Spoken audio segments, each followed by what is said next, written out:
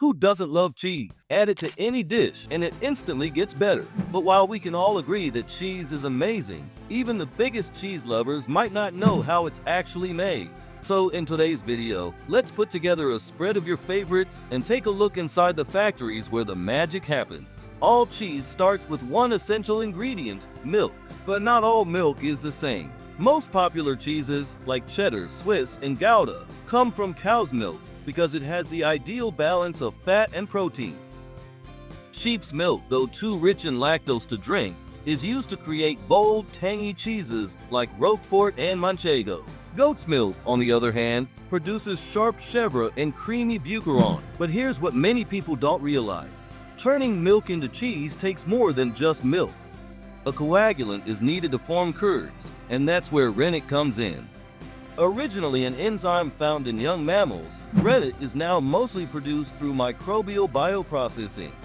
But milk and rennet are just the beginning. Cheese gets its unique flavors from added salt, spices, and even wine. Making cheese is both a science and an art, requiring skill, patience, and precision.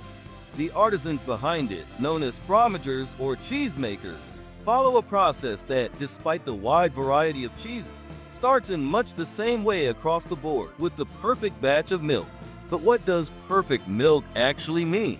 That depends on the type of cheese you want to make. Cheesemakers begin by adjusting the milk to achieve the ideal balance of protein and fat. The milk is then typically pasteurized or treated with mild heat.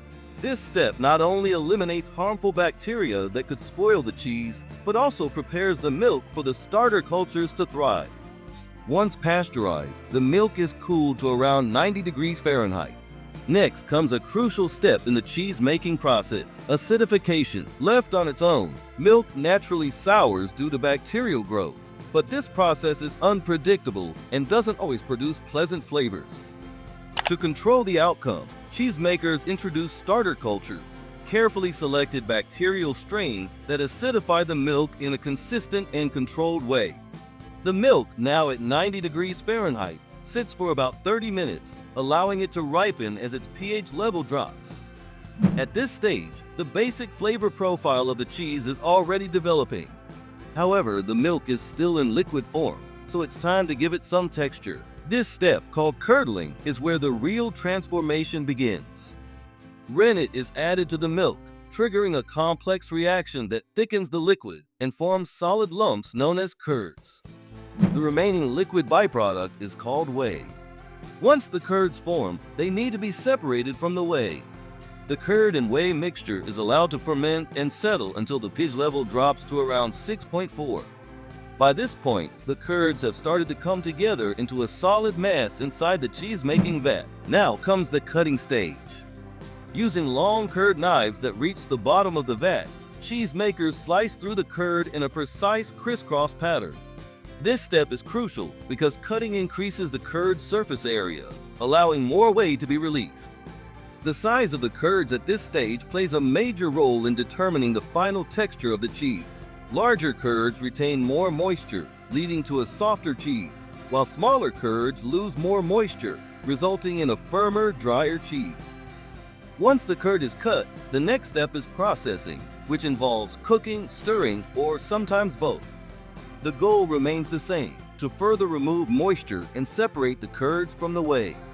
The more the curds are cooked and stirred, the drier the final cheese will be.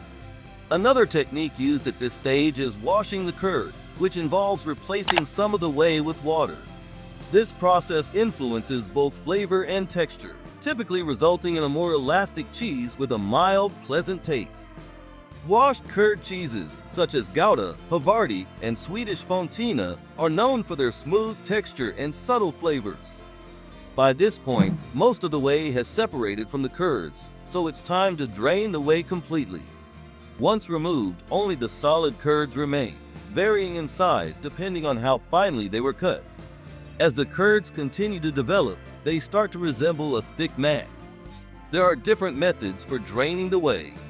For softer cheeses, cheesemakers often let the whey drain off naturally. However, for harder cheeses that require lower moisture content, they use molds or presses to compact the curds and squeeze out even more whey. For certain types of cheese, there's an additional step to extract even more moisture, a process called cheddaring. In this method, the curd mat is cut into sections, which are then stacked on top of each other. The weight from stacking presses out even more whey. As the process continues, the slabs are repeatedly cut and restacked, further compressing the curds and reducing moisture content. The longer this process lasts, the denser and crumblier the cheese becomes.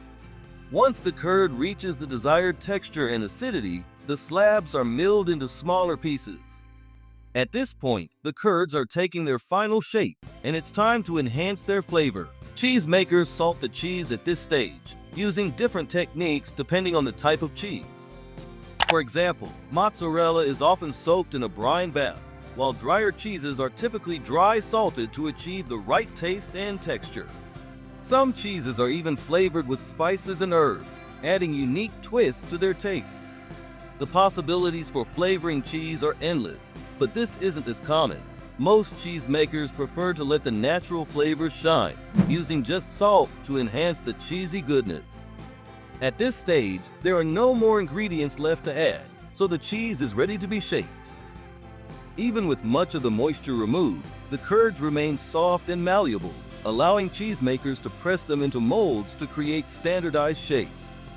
Molds come in different forms, such as baskets, which are open on one end, and hoops, which are bottomless and wrap around the curd. In either case, the curd mixture is pressed into the mold and left to solidify into its final form. For many cheeses, the journey doesn't end here. They must go through aging, also known as ripening. This process is essential for developing the final flavor, texture, and character of the cheese. Aging takes place in cool, humid conditions, allowing natural transformations to harden the cheese and intensify its taste. The process can last anywhere from a few days to several years. Some cheeses, like cheddar and Swiss, are interior ripened, meaning they are sealed with a rind and aged from the inside out. Others, like Brie and Munster, are surface ripened, developing a natural rind as they age from the outside in. Once the aging process is complete, the cheese is ready to be enjoyed.